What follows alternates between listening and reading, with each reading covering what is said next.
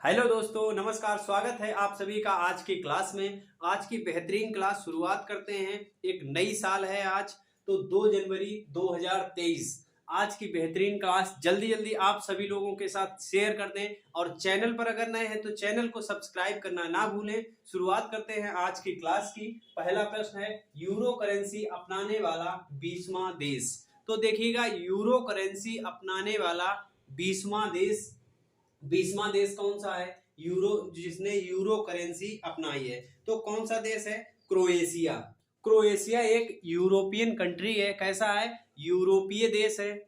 देखिएगा, 20वां देश कौन सा है? 20वां देश का नाम क्या है? Croatia. Croatia, Croatia European country है। यूरोपीय देश कैसा है? यूरोपीय देश है कि ये क्रोएशिया। आपको याद रखना है 20वां देश कौन सा शामिल हुआ है? क्रोएशिया। किसमें? देखिएगा, ईयू में, ईयू में शामिल हुआ था। यूरोपियन यूनियन, ईयू मतलब European union. Croatia EU, European union, इसमें शामिल हुआ था दशक पहले, एक दशक पहले, लगभग एक दशक पहले शामिल हुआ था। किसमें? ईयू में, सॉरी ईयू है, यूरोपियन यूनियन।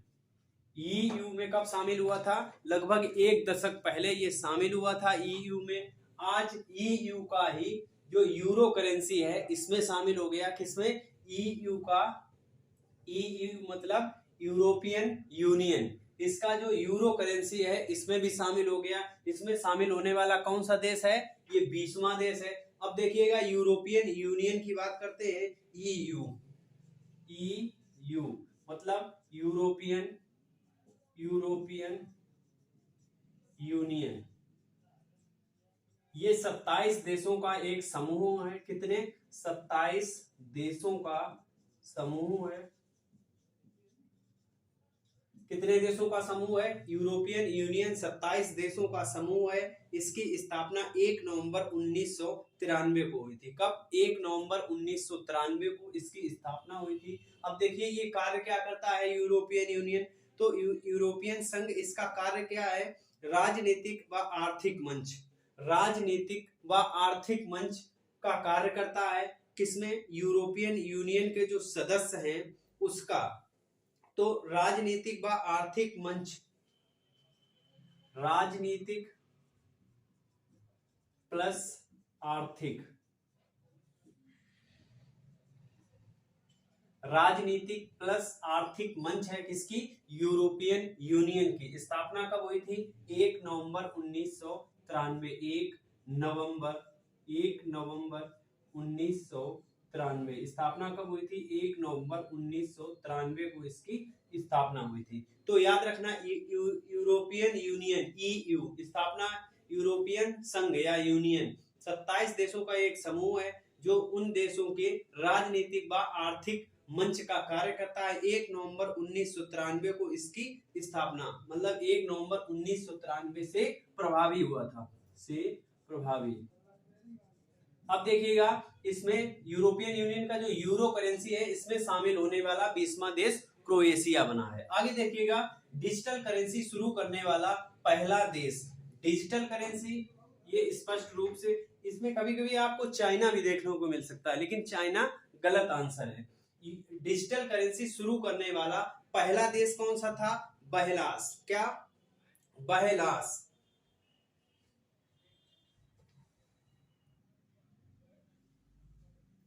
देखिएगा, डिजिटल करेंसी शुरू करने वाला पहला देश, डिजिटल करेंसी शुरू करने वाला पहला देश, इसमें आपको कभी कभी चाइना भी मिल सकता है, लेकिन चाइना गलत आंसर होता है।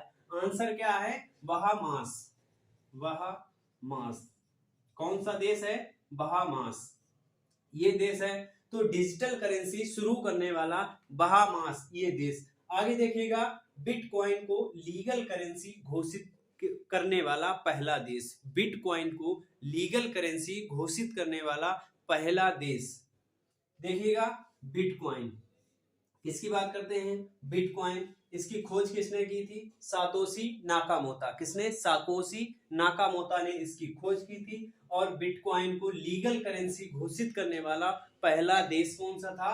El Salvador. कौन सा? El Salvador. एल सल्वाडोर था। आगे देखिएगा, भारत का डिजिटल रुपया लॉन्च। भारत का डिजिटल रुपया लॉन्च किसने किया था? तो आरबीआई के द्वारा लॉन्च किया गया था। किसके द्वारा? आरबीआई।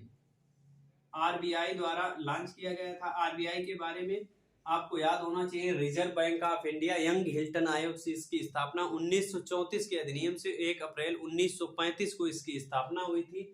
और स्थापना के समय इसका हेडक्वार्टर कोलकाता था। इसके बाद इसका स्थानांतरण करके मुंबई कर दिया गया। तो आरबीआई का हेडक्वार्टर वर्तमान में कहां पर है? मुंबई में। आरबीआई ने इसकी स्थापना की थी। नाम क्या है? ई रूपी। क्या? ई रूपी। क्या नाम है? ई रूपी इसका नाम है। ई रूपी को किसने लॉन्च किया? आरबीआई ने। किसने लॉन्च किया? आरबीआई द्वारा इसको लॉन्च किया गया था। आगे देखिएगा, भारत रियल टाइम गोल्ड पहला रियल टाइम गोल्ड एटीएम कहां लॉन्च किया गया? पहला है गोल्ड एटीएम। कैसा है? सोने का एटीएम है। इसमें सोना निकलेगा। तो सोना कैसे निकलेगा? सोना सिक्के के रूप में निकलेगा।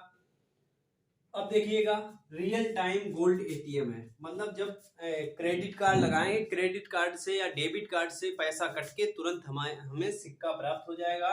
तो गोल्ड एटीएम ये कहां पर लॉन्च किया गया? कहां पर लगाया गया? हैदराबाद। हैदराबाद में एक स्थान है बेगमपेट एयरपोर्ट। तो बेगमपेट एक जगह का नाम है बेगमपेट, वहीं पर लॉन्च किया गया। कहां पर? बेगमपेट। बेगमपेट। बेगमपेट है कहां पर? ये हैदराबाद में। कहां पर है? हैदराबाद।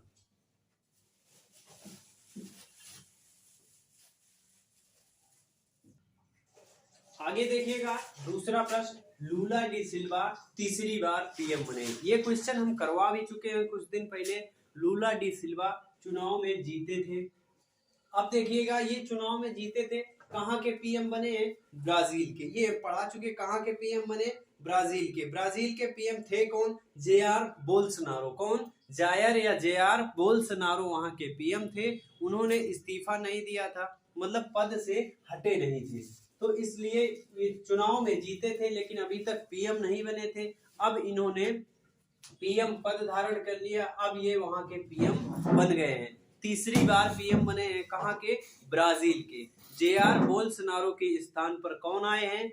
जो जेआर बोल्सनारो के समर्थक थे वो इनका विरोध करते थे। किनका? इनका विरोध करते थे, लूला डी सिल्वा का। तो ये पीएम बने हैं तीसरी बार। कहां के? ब्राजील के। कहां के बने हैं? ब्राजील। ब्राजील के नए पीएम लूला डी सिल्वा। किसके स्थान पर लूला डी सिल्वा आए हैं? Jair Bolsonaro. Jair Bolsonaro. Jair Bolsonaro के स्थान पर आए हैं। जायर बोल्सनारो के स्थान पर आए हैं। नाम क्या है? लूला डी सिल्वा। कहां के? ब्राजील के। ये आपको याद रखना है। अब देखिएगा, इनको हराया। किनको हराया है? जायर बोल्सनारो को हराया है। और देखिएगा, ये वामपंथी नेता है। पार्टी कौन सी है? Worker party. कौन सी? वर्कर पार्टी इनका नाम है। ये वामपंथी नेता हैं वर्कर पार्टी के। किसके? वर्कर पार्टी के। वर्कर पार्टी के वामपंथी नेता हैं। वामपंथी नेता कौन सी पार्टी के हैं? वामपंथी पार्टी के नेता हैं। और वर्कर पार्टी नाम कौन सी है? वर्कर पार्टी वामपंथी नेता है। तो ये याद रखना है, कौन सी पार्टी के? वर्कर पार्टी के लूला डी सिल्वा। अब देखिए, इन्होंने नेतृत्व किया था 2003 से 2010, नेतृत्व कर चुके हैं 2003 से 2010 तक। ये नेतृत्व भी कर चुके हैं। कहां का? ब्राजील का। देखिएगा, ब्राजील। अब ब्राजील की बात करते हैं। ब्राजील की मुद्रा क्या है? Brazilian real. क्या? ब्राजीलियन रियाल वहां की मुद्रा है। और वहां पर रोमन कैथोलिक धर्म के सबसे ज्यादा लोग रहते हैं। किसके? रोमन कैथोलिक धर्म के। ये लिख लीजिएगा, रोमन कैथोलिक। रोमन कैथोलिक धर्म, रोमन कैथोलिक धर्म के सबसे ज्यादा लोग रहते हैं। और यहाँ की मुद्रा क्या है? मुद्रा तो ब्राजीलियन रियाल, रियाल है कौन सी? ब्राजीलियन, ब्राजीलियन रियाल यहाँ की मुद्रा। आगे देखिएगा, ब्राजील के महान फुटबॉलर का निधन हो गया, 82 वर्ष की आयु में इनका निधन हो गया। इन्होंने 3 बार ब्राजील को विश्व कप बनाया था। किसमें? फुटबॉल में। फुटबॉल के प्लेयर थे, तो फुटबॉल में ब्राजील को 3 बार विश्व कप बनाया, विश्व कप विजेता बनाया था। कब कब? 58, 62 और 1970। कब कब? 1958, 62 और 70 में। कब कब बनाया? 1958, 62 और 70 में 3 बार इन्होंने विजेता बनाया ब्राजील को। और देखिएगा नाम क्या था? महान फुटबॉलर थे, पेले नाम था। क्या नाम था? पेले। 82 वर्ष की आयु में इनका निधन हो गया। आगे देखिएगा, इंडियन ओवरसीज बैंक के एमडी व सीईओ अभी बनाए गए। तो इंडियन बैंक के किसके? इंडियन ओवरसीज बैंक, ये लिख लीजिएगा, इंडियन ओवरसीज बैंक के हाल ही में एमडी व चेयरमैन बनाए गए। तो किसे बनाया गया? अजय कुमार श्रीवास्तव। किसको? अजय कुमार श्रीवास्तव को बनाया गया। अजय कुमार श्रीवास्तव, अजय कुमार श्रीवास्तव को बनाया गया। किसको? अजय कुमार श्रीवास्तव को। किसका? इंडियन ओवरसीज बैंक का। आगे देखिएगा, रेलवे के नए सीईओ व चेयरमैन। तो रेलवे के नए सीईओ व चेयरमैन किसको बनाया गया? अनिल कुमार लाहेटी को। अब देखिएगा, अगर पहले सीईओ की बात करते हैं, पहले सीईओ कौन थे? विनोद कुमार यादव, और विनय कुमार त्रिपाठी के स्थान पर ये आए हैं। नाम क्या है? लाहेटी, अनिल कुमार लाहेटी, अनिल कुमार लाहेटी किसके स्थान पर आए हैं? विनय कुमार त्रिपाठी के स्थान पर। आगे देखिएगा, सऊदी अरब में भारतीय राजदूत बने। तो सऊदी अरब में भारतीय राजदूत किसे नियुक्त किया गया था? सुहेल एजाज खान। किसको? सुहेल एजाज खान, सुहेल एजाज खान को। किसको नियुक्त किया गया? सुहेल एजाज खान को। आगे देखिएगा, तीसरा प्रश्न, नोटबंदी को वैध करार दिया। नोटबंदी जब हुई थी उसके बाद इसमें याचिकाएं डाली गई थी, लगभग 58 याचिकाएं शायद थी। तो जो याचिकाएं पड़ी थी उन पर सुनवाई चल रही थी, अब इसको वैध करार दिया गया था। अभी इसको वैध करार दिया गया, मतलब ये सही था। सरकार ने लगाई थी, नोटबंदी की थी, तो इसको वैध करार दिया कि सुप्रीम कोर्ट ने कहा कि ये सही है। अब देखिएगा, किसने? तो सीजेआई वर्तमान में कौन है? ये किसने दिया है वैध करार? कौन दे सकता है? Supreme court. किसने दिया है? Supreme court. सुप्रीम कोर्ट ने वैध करार दिया है। अब देखिए, सुप्रीम कोर्ट, इसमें एक बेंच बनाई जाती है, वो सुनवाई करती है। तो किस बेंच ने? S A Nazeer, justice S A Nazeer, justice S A Nazeer, justice Nagarathna की जो जस्टिस कमेटी थी, नगरत्ना की जो बेंच थी, उसने इसका विरोध भी किया था। लेकिन जस्टिस एस ए नजीर की जो बेंच थी, इसने इसको वैध करार दिया। तो सुप्रीम कोर्ट ने इसको वैध करार दिया। किसको? नोटबंदी को। दायर याचिकाओं पर वैध करार दिया। किस पे? दायर जो याचिकाएं थी, दायर याचिकाओं पर वैध करार दिया। कैसा? वैध करार दिया, मतलब कहा कि सही है, ये गलत नहीं थी। अब देखिएगा, अब नोटबंदी की इसके आगे बात करते हैं। तो नोटबंदी की बात करते हैं। नोटबंदी मतलब विमुद्रीकरण। विमुद्रीकरण क्या होता है? जब कोई चलती हुई मुद्रा चलन से बाहर कर दी जाती है, या बंद कर दी जाती है, या उसके बदले में कोई मुद्रा लाई जाती है, उसको विमुद्रीकरण कहते हैं। तो विमुद्रीकरण किया गया था, नोटबंदी की गई थी। कब? 8 नवंबर 2016। कब? 8 नवंबर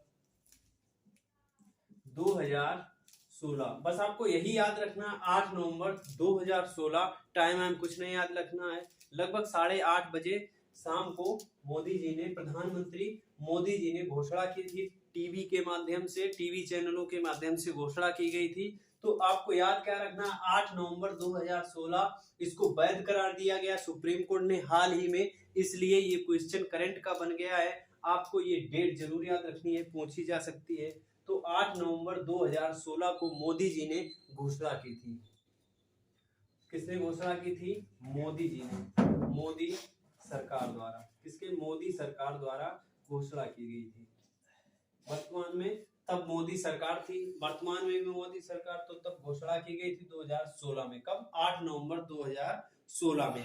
अब देखिएगा विमुद्रीकरण हमने बता दिया। इसमें विमुद्रीकरण किनका किया गया था? 1000 और 500 के जो नोट थे, देखिएगा विमुद्रीकरण, विमुद्रीकरण किनका किया गया था? विमुद्रीकरण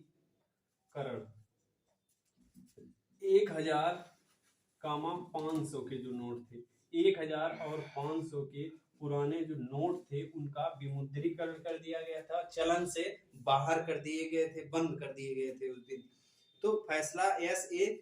नजीर की बेंच ने की। किसने? फैसला एस.ए. नजीर की बेंच ने की। दायर याचिकाओं पर वैध करार दिया गया। आगे देखिएगा वर्तमान सीजेआई। तो वर्तमान में हमारे सीजेआई कौन से हैं? 50वें नंबर के हैं। कौन से हैं? 50वें नंबर के हैं। नाम क्या है बताइएगा? 50वें। कौन से हैं? 50वें। अभी हाल ही में पढ़ा चुके हैं, कुछ दिन पहले ही इनको बनाया गया था। नाम क्या है? डी.वाई. चंद्रचूड़। क्या नाम है? डी.वाई. चंद्रचूड़। 50वें हैं डी.वाई. चंद्रचूड़, आपको याद रखना है, डी.वाई. चंद्रचूड़ बनाए गए थे। आगे देखिएगा जीएसटी कब लागू हुआ? तो जीएसटी कब लागू हुआ? 1 जुलाई 2017। कब लागू हुआ? 1 जुलाई 2017। 1 जुलाई 2017, ये याद रखना, 1 जुलाई 2017 को जीएसटी लागू हुआ। और 8 नवंबर 2016 को नोटबंदी हुई। आगे देखिएगा नीलगिरी तार संरक्षण परियोजना। ये नीलगिरी तार संरक्षण परियोजना कहां पर लाई गई? कहां पर लाई गई?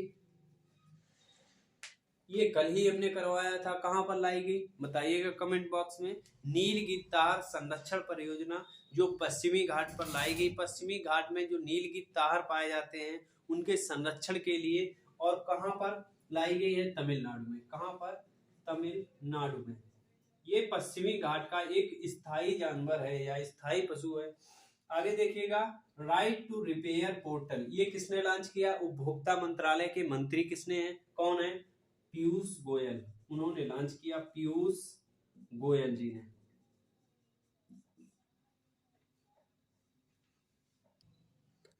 आगे देखिएगा चौथा प्रश्न, पूर्व कैथोलिक पोप का निधन। किसका? पूर्व कैथोलिक पोप का निधन हो गया। अब देखिएगा नाम क्या है इनका? बेनेडिक्ट 16वें। बेनेडिक्ट 16वें ये पोप रहे लगभग 8 वर्ष पोप रहे। कहां के? वेटिकन सिटी की चर्च के। वेटिकन सिटी की चर्च में 8 वर्ष। कितने वर्ष? 8 वर्ष पोप रहे। सबसे उम्र दराज, यहाँ पर लिख लीजिएगा, सबसे उम्र दराज पोप थे। 2005 में बने थे। कब? 2005 में ये बने थे। सबसे उम्र दराज 78 वर्ष की आयु में। तब कितनी थी इनकी? 78 वर्ष की आयु तक। अब ये 8 साल रहे। कितने? 8 साल। कहाँ की? वेटिकन सिटी की चर्च में। चर्च का अगर नाम पूछा जाए, चर्च का नाम क्या था? Roman Catholic church. Roman Catholic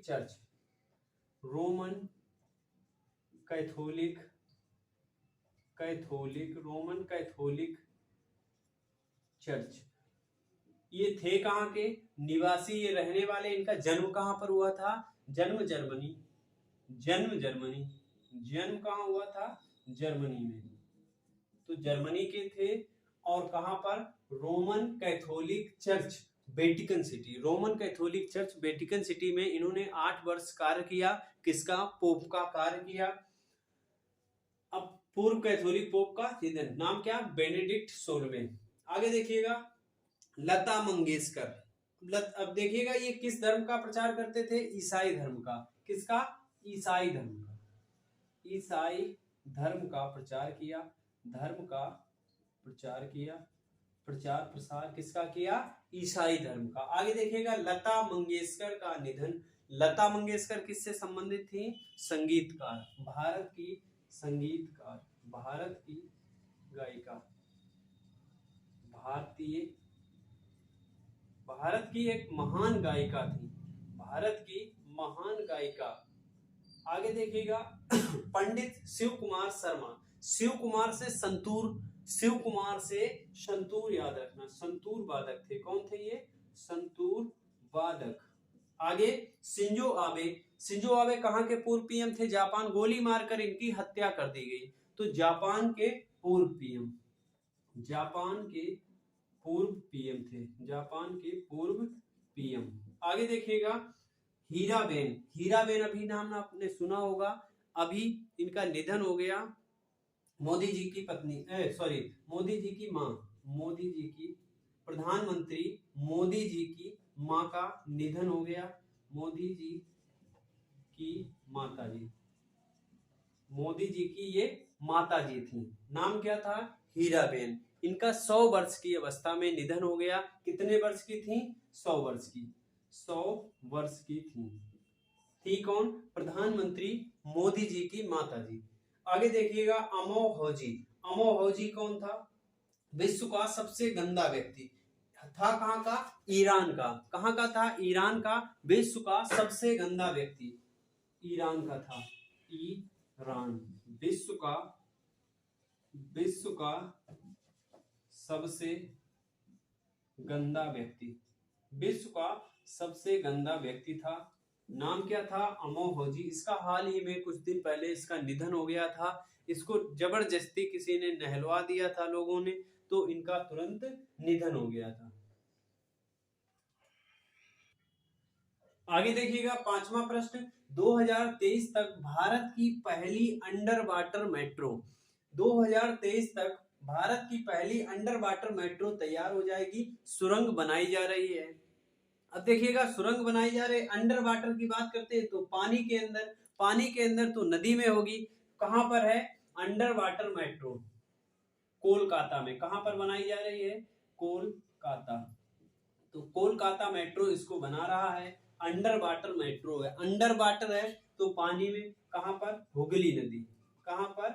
Hooghly नदी, हुगली नदी। अब देखिएगा कोलकाता से हावड़ा शहरों को जोड़ेगी। किसको? कोलकाता से, कोलकाता से, कोलकाता से हावड़ा, कोलकाता से हावड़ा शहरों को जोड़ेगी, शहरों को जोड़ेगी। कहां कहां? कोलकाता से हावड़ा शहरों को जोड़ेगी, हुगली नदी पर बनाई जा रही है और सुरंग बनाई जा रही है। कहां पर? कोलकाता में। भारत की पहली होगी अंडर वाटर मेट्रो। कैसी होगी?